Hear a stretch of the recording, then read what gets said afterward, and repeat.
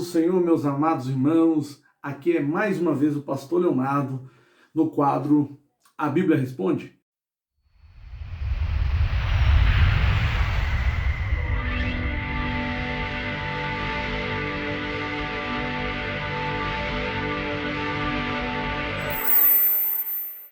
Estamos aqui nessa tarde linda aqui em minha casa para poder falarmos um pouco mais sobre a palavra de Deus e algumas situações que nos deixam intrigados, como, por exemplo, o dilúvio.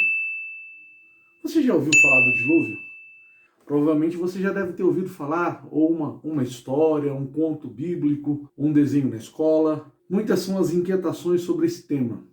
E o que a palavra de Deus fala sobre isso? Lembrando que o tema do quadro é A Bíblia Responde. Mas antes de continuarmos, eu quero pedir para que você possa se inscrever no nosso canal, para que você possa compartilhar o nosso canal, para que você possa compartilhar esse conteúdo, né? Clicando lá, dando um joinha, né? Compartilhando, dando um like, para que possamos almejar os nossos objetivos de difundir a palavra de Deus através também da ciência, né? E nós temos aqui hoje um tema muito bacana e eu gostaria que você, neste momento, separasse aí a Bíblia Sagrada e vamos lá, no capítulo 7 do livro de Gênesis. Vamos falar sobre o dilúvio hoje?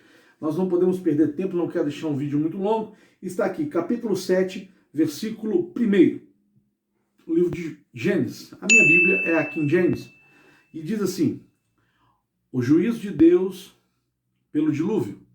Versículo 1. O juízo de Deus pelo dilúvio. Então o Senhor ordenou a Noé: entra na arca, tu e toda a tua família, porque és o único justo que observo diante de mim no meio dessa geração. Versículo 4. Porque daqui 7 dias farei chover sobre toda a terra, durante 40 dias e 40 noites, e farei desaparecer da superfície da terra todos os seres que eu fiz. Vamos lá no versículo 10, e diz assim: e passados 7 dias, desabaram as grandes águas do dilúvio sobre a terra. E no versículo 11 diz dessa maneira: e no dia em que Noé completou 600 anos, 1 mês e 17 dias, precisamente nesse mesmo dia, todas as fontes das grandes profundezas jorraram e as comportas do céu se romperam. Bem, olha o que esse texto está nos trazendo de uma forma bem explícita e bem clara. Como entender um dilúvio universal? Como compreender um dilúvio em todo o globo terrestre? É algo intrigante para nós e nós agora temos que começar a pensar. Vamos refletir? Ora, se para o espaço a água não vai, se não consegue fugir da órbita terrestre, da nossa atmosfera, cadê essa água toda? Para onde foi essa água? Mas se a água existe, como ela chegou à atmosfera? Para que nós possamos entender isso, nós vamos ter que voltar um pouquinho lá na criação, num período chamado Pangeia. Sabe o que é isso? Pangeia?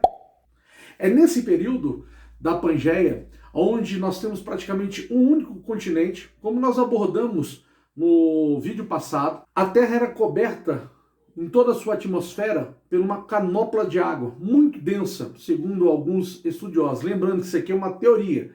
E nós vamos abordar hoje pelo design inteligente, o Dr. Marcos Eberlin.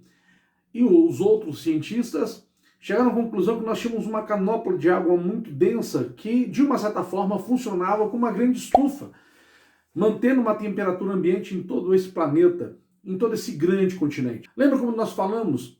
A Terra, de uma certa maneira, ela é atingida por um grande meteoro, o seu eixo ela é mudada, e nesse momento, essa crosta terrestre ela vai começar agora a se fragmentar. Alguns anos atrás, foi descoberto um diamante, e nesse diamante havia uma quantidade relativamente muito alta de água. E segundo os últimos estudos, numa faixa de aproximadamente 450 quilômetros de profundidade, nós temos uma camada muito poderosa de água. Segundo os estudos e os últimos cálculos, essa camada de água ela equivale a 4,5 bilhões de metros cúbicos de água. Essa água, lembrando, a 450 quilômetros abaixo, ela está sob pressão. Temos um núcleo da Terra muito quente. Essa camada dessa crosta terrestre muito poderosa, muito pesada. Então imagina a pressão dessa água. Quando esse meteoro ou asteroide ele bate na Terra, o eixo ele é virado, essa canopla de água se rompe e automaticamente quando nós temos a fragmentação,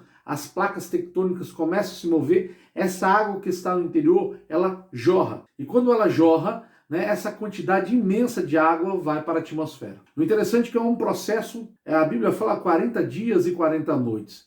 Entenda, hoje os continentes eles se movem em uma velocidade de aproximadamente 2 centímetros por ano. Nesse momento foi algo muito abrupto, muito forte, muito rápido, e toda esta camada que estava abaixo, essa camada de água, ela vai para a superfície. E quando ela chega na superfície, segundo alguns estudiosos, nós temos aí um lençol de água sendo feito em torno de todo o globo terrestre. E segundo os cálculos, toda essa água equivale a praticamente a 9.100 metros de altura. Se você colocar o Monte Everest hoje, que é aproximadamente 8.800 metros, nós temos ainda uma distância de quase 300 metros. Aí você fala assim, mas pastor, é muita doideira, é muita coisa louca esse negócio. Agora, eu quero deixar uma pergunta para você. Então, como explicar que mais de 250 povos que vivem em vários locais do mundo totalmente diferentes e longínquos, que não tiveram contato, nós não conseguimos entender como tiveram contato, explicam essa mesma história? Como explicar nas fissuras do Grand Canyon, por exemplo, naquelas montanhas,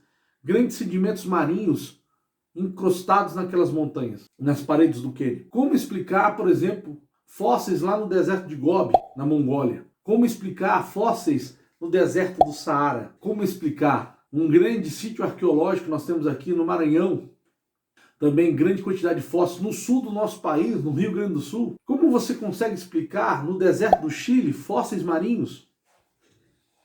Eu sou dono para você, se você notou aqui, eu te falei de vários pontos do globo terrestre.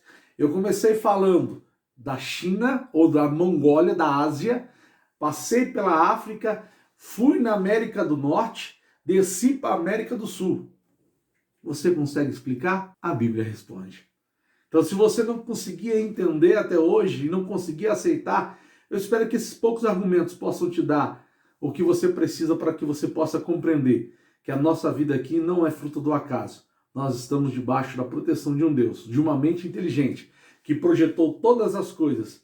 E a Bíblia responde. Até a próxima. Estaremos falando. E a arca? Se houve o dilúvio, teve a arca. E a arca? Tinha dinossauros? A Bíblia responde.